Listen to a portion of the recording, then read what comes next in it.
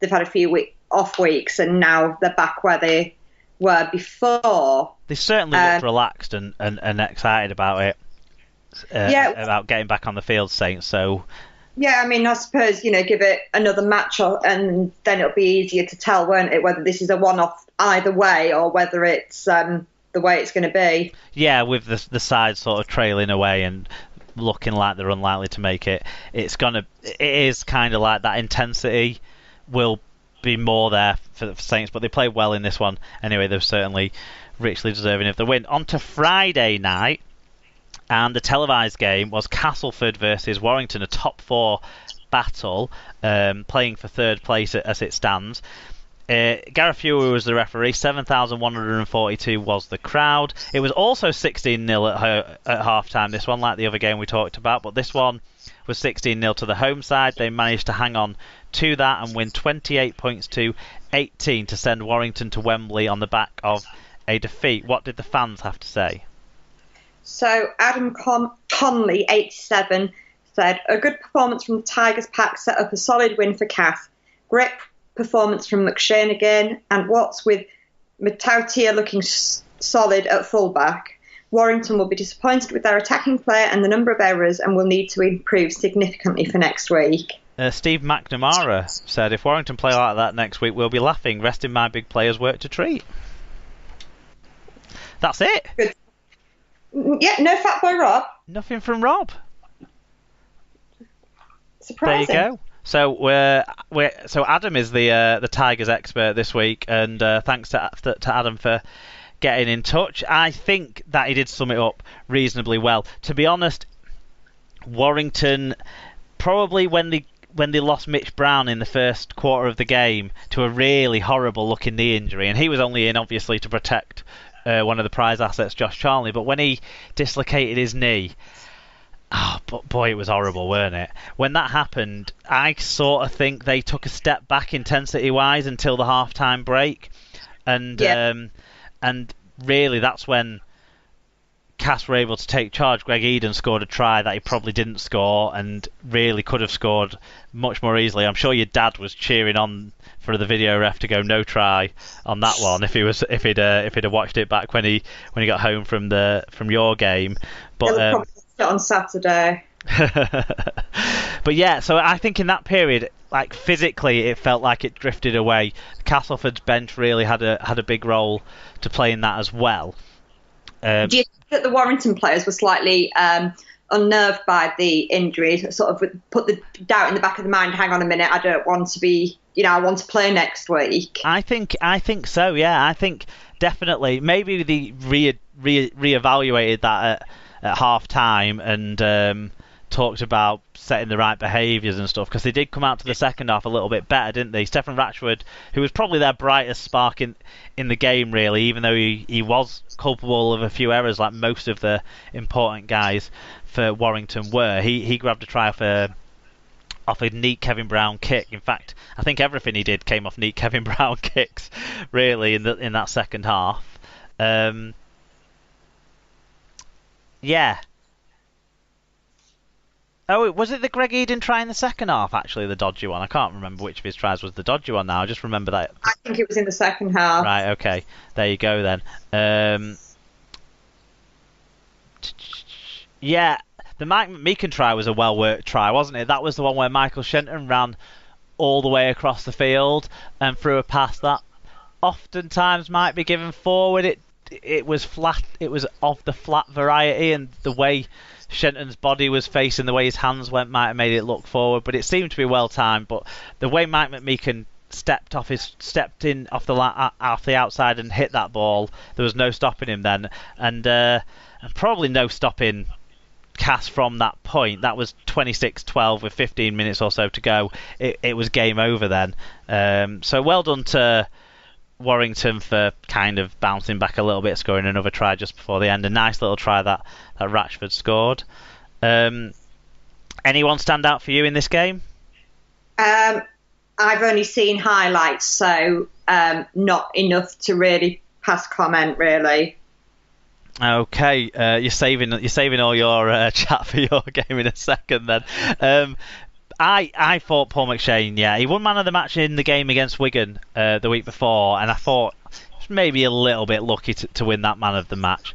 But he was definitely deserving of man of the match in this game. He shows a lot of control. They were bigging him up as a potential man of steel candidate. It's really Ben Barber with the kind of fall from grace that somehow happened for him over the last month. Yeah. I was going to say, he's suddenly gone up in the unpopularity stakes, hasn't he? Yeah, and it's opened the door up. And considering probably a lot of people will maybe be split between Roby and Barber, it's opened the door up for the likes of Paul McShane and Darrell Clarke, both hookers in this game, who I think, along with Roby, all three of them have been absolutely fantastic this season. It's going to be really interesting where the nod goes to the dream team for hooker. Obviously, people who listen to this show regularly will know that I'd give it to Roby, even though I think Clark's been fantastic. And Paul McShane's really stood up, especially in TV games. It feels like he's probably got a cupboard full of silver salvers now. Yeah, enough to eat his dinner off. Well, for his whole family, in fact, for his whole Hunslet Parkside side, possibly. Maybe he's collecting them and giving them out as man of the matches for them. Possibly so. That's why he saves his best for the TV cameras. But yeah, I thought he was excellent. He ran things really well. The kick he put across for the try, it must have been actually Greg Eden's first try in the first half. The kick he put across for that was absolutely fantastic. And I do think Peter Matautia started to show kind of what Cass have been missing from a regular fullback. They've had lots of players come into that position and lots of players show flashes. They'll be hoping he can do something a bit more consistently, because that's a possibility then that they've found the answer to that position, the position that's troubled them, and that makes them even more dangerous if they can get consistency of selection in that spot. Okay, is there anything else from you, or are we going to do the stats? Let's do the stats. 3 key stats stand out that underline Castleford's victory in this game. They made 274 more metres at a slightly better average gain too. They made 4 fewer handling errors. It finished 10-14, that count, so way too many from the Wolves going into Wembley. They also made 8 more breaks than Wire 2, 11-3, and that with a lot of the Wire stuff coming off kicks. Individually, for the winning Tigers, Greg Eden, 2 tries, 156 metres, 5 clean breaks. That's a lot of breaks made by him on the wing there. James Clare with a try, 103 metres, 2 clean breaks.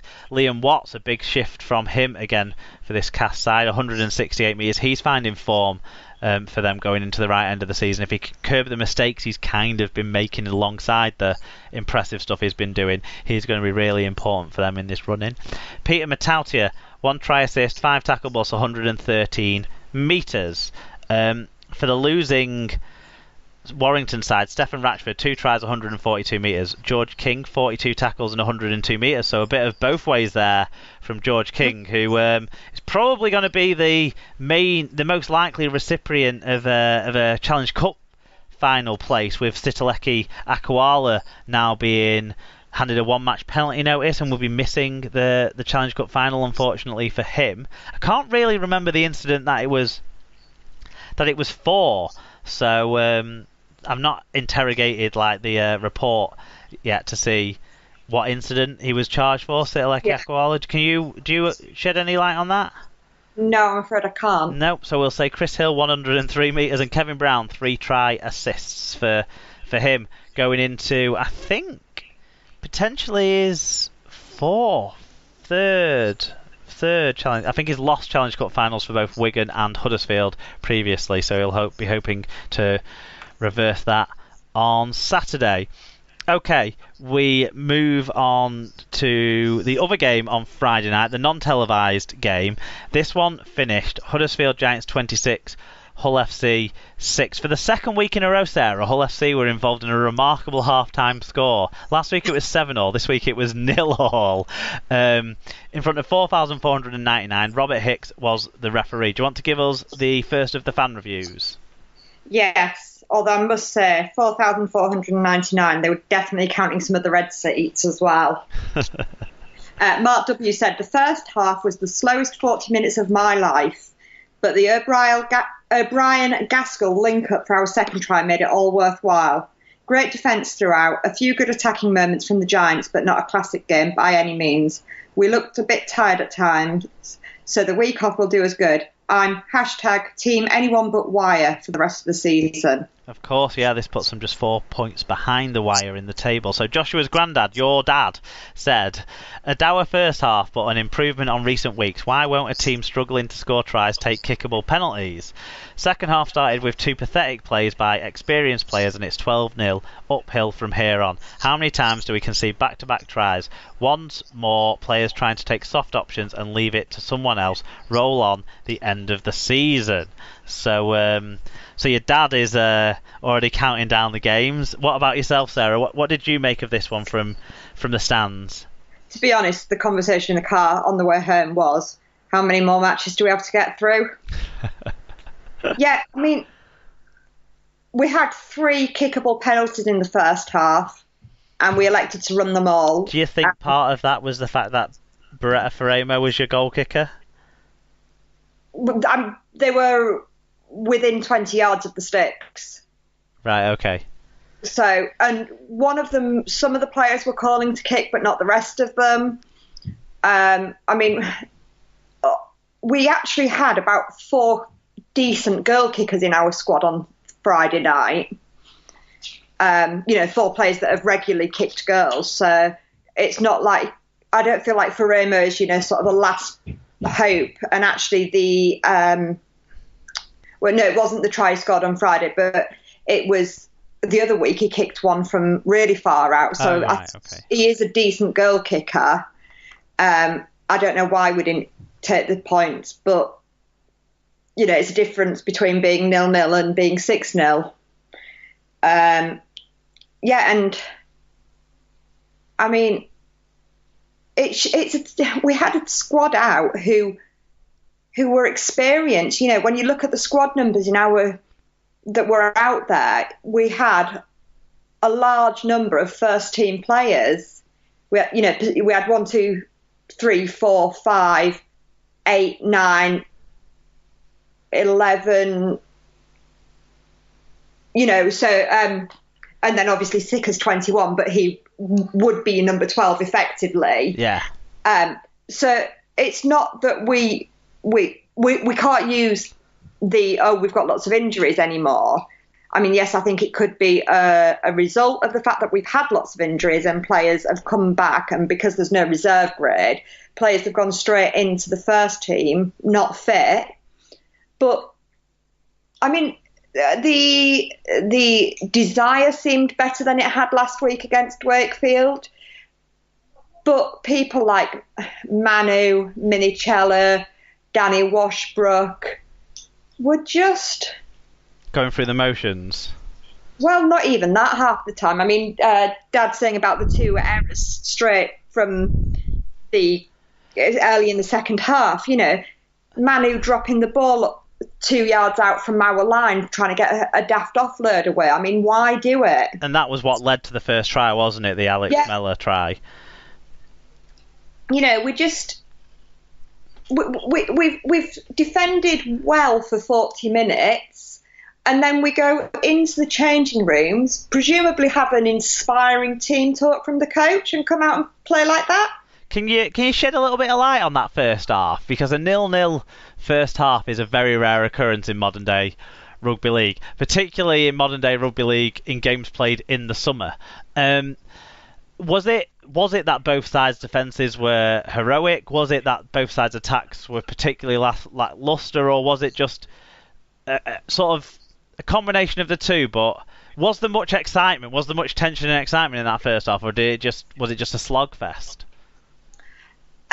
Well, Joshua was very excited when he realised it might be half-time, 0-0 at half-time, because he had never seen that before.